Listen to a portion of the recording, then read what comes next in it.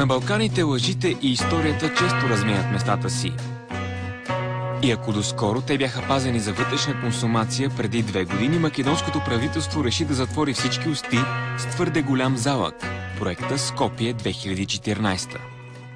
Ова е проект каде што ни кажува дека Македонија била и ќе остане национална и библиска земја.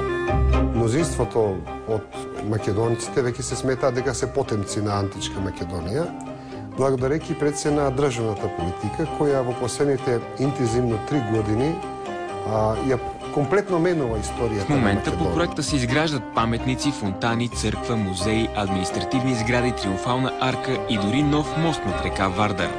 Всичко това във време на финансова криза и безработица между 30 и 40%. Всичко това в центъра на македонската столица. Центарот на Скопје нарекува како еден Диснейленд или паркот на Астерикс во Париж што постои. Цела друга Македонија нема ни патишта не се прават, ни никакви културни настани не се случуваат.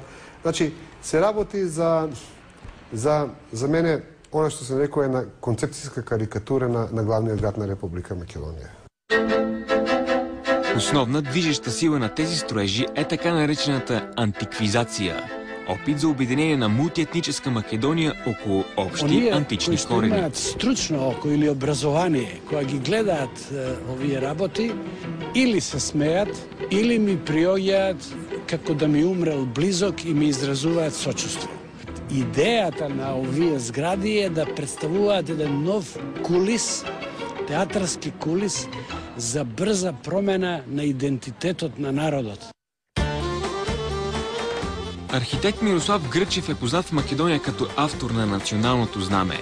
Преди да стане преподавател в Скопския университет, Грчев създава градоустройствения план на Скопие и е кмет на централната столична община.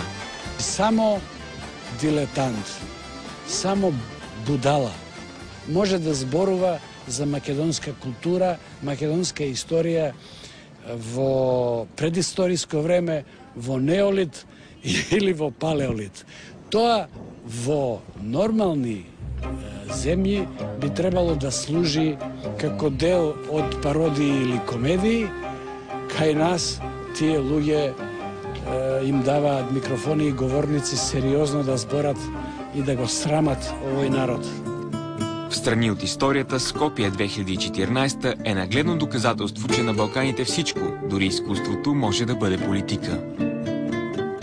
Најголема кражба на векот. Зградата почна со 23,5 милиона, а сите професионалци знаат дека таа може да се изгради со 2 пати помалце пари.